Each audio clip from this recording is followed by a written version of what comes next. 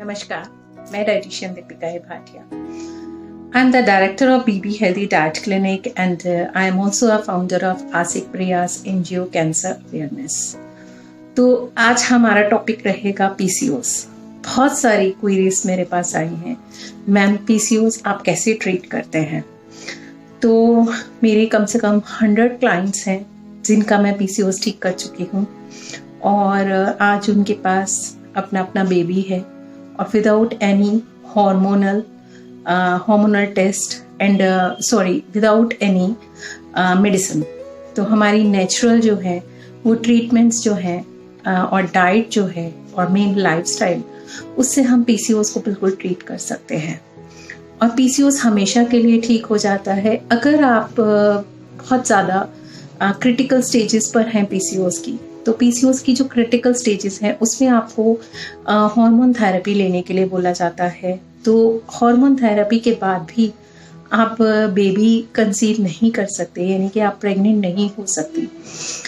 लेकिन डाइट एक ऐसी चीज़ है जिससे आप प्रेगनेंसी भी लेंगी और आप हमेशा के लिए अपने PCOS को क्योर कर देंगी। तो हमारा जो डाइट एंड लाइफस्टाइल है, ये जो पैटर्न है वो जो है वो हर प्रॉब्लम को ठीक कर सकता है। तो आज मैं बताने जा रही हूँ PCOS के बारे में। और PCOS है क्या? सबसे पहले हम सब अक्सर बात करते रहते हैं PCOS है, बेबी कंसीव नहीं हो रहा, प्रेगनेंसी नहीं हो रही, इनफर्टिलिटी है। तो PCOS क्या है? PCOS एक आपका हार्मोनल इम्बैलेंस है। हार्मोनल इम्बैलेंस जिसके अंदर टेस्टोस्टेरोन, हमारे अंदर जो हार्मोन्स होते हैं बहुत कम मात्रा में पाए जाते हैं लेडीज़ में, लेकिन वो मेल हार्मोन्स होते हैं। तो मेल हार्मोन्स जो हैं वो बहुत बढ़ जाते हैं। जब मेल हार्मोन्स ज़्यादा बढ़ जाते हैं तो मेल कैरेक्टरिस्टिक्स आने शुरू हो जाते हैं, जैसे कि चिन पे बाल आना, अपर लिप्स पे बहुत ज़्यादा बाल आना। तो कई लोगों के तो बहुत ज़्यादा बियर्ड भी आ जाती है, कई लेडीज़ के से ये प्रॉब्लम होती है। इर्रेगुलर पीरियड्स होना, और जो प्रॉब्लम आती है इर्रेगुलर पीरियड्स के साथ साथ आपकी स्किपिंग भी शुरू हो जाती है, यानी कि पीरियड स्किप होना ये भी शुरू हो जाती है। पेन रहता है बॉडी के अंदर, बहुत ज़्यादा पेन होता है और आप इस चीज़ को कभी भी किसी तरीके से ठीक नहीं कर सकते। हैंडल आपको डाइट से ही करना पड़ेगा। तो डाइट जो है सबसे अच्छी एक चीज़ है, नेचुरल रेमेडी है जिसका कोई नुकसान नहीं है। अब लेडीज़ के अंदर ईस्ट्रोजन और प्रोजेस्टेरोन भी पाया जाता है, जो कि ये भी हार्मोन्स है। तो मेन हम कह सकते हैं कि हमारे हार्मोन्स का इम्बैलेंस होना। तो जब हमारे हार्मोन्स इम्बैलेंस हो जाएंगे तो क्या होगा? PCOD होगा। तो PCOD का सीधा इम्पैक्ट जो है कई लोगों को थायराइड की वजह से भी आता है। जब थायराइड नहीं ठीक होता तो PCOS भी हो जाते हैं और PCOS के साथ साथ थायराइड भी हो जाता है। तो ये कई बार दो प्रॉब्लम साथ में आती हैं। और जब PCOD बहुत ज़्यादा वर्स्ट हो जाता है तो एंडोमेट्रियोसिस भी हो जाता है। तो ये लेडीज़ में बहुत सारी ऐसी प्रॉब्लम्स पाई जाती हैं, लेकिन इसके कॉजेज़ क्या हैं ये जानना बहुत ज़रूरी है, क्योंकि अगर हमने कॉजेज़ नहीं जाने तो हम इस चीज़ को कभी ठीक नहीं कर पाएंगे। सबसे पहले आपको अपने लाइफस्टाइल को ठीक करना है। और ज़्यादातर आज वर्ल्ड में 50 to 70% PCOD की पेशेंट्स हैं और सब लोग हार्मोन थेरेपी पर जाते हैं या फिर IVF करवाते हैं। इस तरीके की चीज़ें कराते हैं अपने बच्चे को पैदा करने के लिए। तो आप अगर नेचुरल रेमेडी पे आते हैं, आप एंडोमेट्रियोसिस, आप PCOD, आप थायराइड, आप डायबिटीज़, आप हर बीमारी को ठीक कर सकते हैं। ऐसा कुछ नहीं है जो आप ठीक ना कर सकें। तो मैं बता रही थी कि कितने सारे जो क्लाइंट्स हैं आज बेबीज़ के साथ हैं। आज उनके बेबीज़ हैं without any medicine, without any IVF। तो PCOD जो है एक तरह की बीमारी है। अगर ये बस्ट हो जाती है तो बहुत दिक्कतें हो सकती हैं, जैसे कि ओवरीज में सिस्ट होना। ओवरीज में सिस्ट हो जाती है और इनके लिए टेस्ट भी बहुत ज़रूरी है, जो कि जब हमारे पास पेशेंट आते हैं तो हम उनके टेस्ट करवाते हैं, FSH का टेस्ट करवाते हैं, ताकि वो हमें पता लग जाए कि कितनी बड़ी प्रॉब्लम है और कितनी जल्दी ये पर्सन ठीक कर सकता है। तो मैं बता रही थी कॉजेज़। तो कॉजेज़ सिर्फ इसलिए है PCOD के, जब आपका लाइफस्टाइल ठीक नहीं होता। वर्ल्ड में जितनी भी जो 50 to 70% जो मैंने बताया कि लेडीज़ आज PCOD की शिकार है, तो वो क्यों है? आज छोटे छोटे से छोटा बच्चा जब नया नया पीरियड्स शुरू होते हैं छोटे बच्चे को, जैसे 12 या 13 साल की लड़की को अगर पीरियड शुरू हुए तो 2 साल के अंदर ही देखते हैं कि उसके पीरियड्स इरेगुलर होने शुरू हो जाते हैं।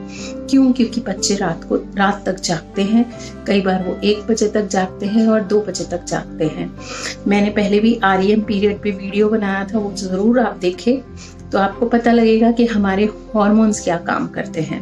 तो आपको जो मेन है वो हमारे हार्मोन्स पे काम करना है, ना कि आपको दवाइयाँ लेनी है।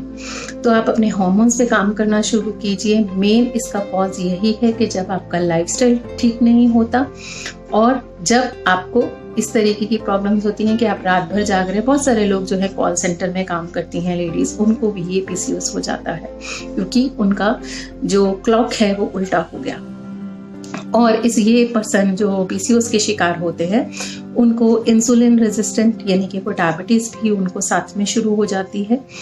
और अपनी ब्यूटी तो जाती ही जाती है लेडीज़ की, क्योंकि बहुत सारे लोगों को बाल आने शुरू हो जाते हैं और पीरियड स्किप तो रहते ही हैं और ज़्यादा वर्स्ट केसेस में एक्जिमा भी होता है और इसके साथ एक्ने स्टार्ट हो जाता है। बहुत ज़्यादा जो फेस पे है एक्ने स्टार्ट हो जाता है। तो ये सारी जो प्रॉब्लम्स हैं वो PCOS की हैं। तो आप जितना जल्दी इसको ट्रीट कराएंगे, न्यूट्रिशन से ट्रीट कराएंगे, उतनी जल्दी आप ठीक होंगे।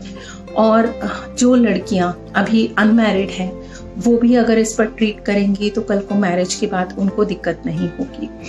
तो दैट्स वाई मेरे पास इतनी सारी क्वेरीज आई थी कि आप PCOS के लिए कुछ बताइए, तो मैंने इसलिए इसके ऊपर बताया। और कोशिश कीजिए जिन फूड्स के अंदर टेस्टोस्टेरोन होते हैं उनको आप खाना छोड़ दीजिए ताकि आपके हार्मोन्स ठीक हो जाए। जैसे कि डेयरी प्रोडक्ट्स है, डेयरी प्रोडक्ट्स PCOD वाले को छोड़ने ही पड़ेंगे, तभी वो ठीक हो पाएगा।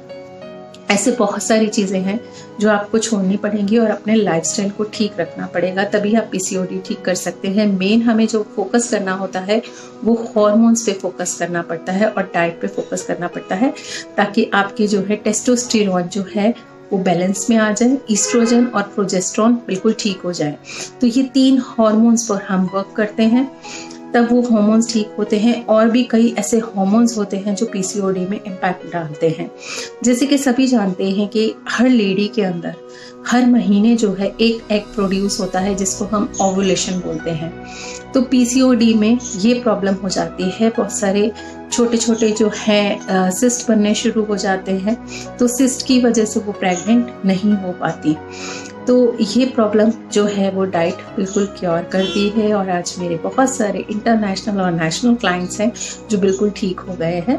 तो दैट्स वाई मैंने आज PCOD पर आपको बताया और आगे भी आपको हमेशा हेल्दी टिप्स देती रहूँगी, क्योंकि हमारे पास बहुत सारी नेचुरल रेमेडीज़ हैं जो हमारी किचन के अंदर ही हैं, जिसमें कुछ ज़्यादा पैसे इन्वेस्ट नहीं होते कि आपको बहुत सारी चीज़ें आपको मार्केट से लानी पड़ती हैं।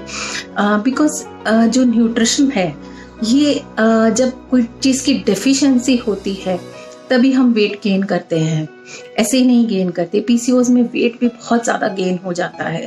तो सबसे पहले जब आप डॉक्टर के पास जाओगे तो डॉक्टर यही बोलेगा कि पहले वेट लॉस करो, वेट लॉस करोगे तभी PCOD ठीक होगा। तो आपको अपनी वापस उस लाइफस्टाइल पर आना ही पड़ेगा, तभी आप PCOD को ठीक कर सकते हैं। तो बने रहिए मेरे साथ आगे भी अच्छी अच्छी टिप्स पर। और मुझे आप लाइव भी देख सकते हैं 5 जून को 5 बजे। तो मैं हमेशा आप सब लोगों को हेल्दी टिप्स देती रहती हूँ ताकि मेरा जो भारत है वो हमेशा हेल्दी रहे और जितनी भी हमारी भारत की औरतें हैं वो भी हेल्दी रहें। तो ताकि जिसको भी बच्चों की उम्मीद है या बच्चे नहीं हो पा रहे तो वो नेचुरली अपने बच्चों को पैदा कर सके। तो धन्यवाद। मैं dietitian Deepika Bhatia. Thank you.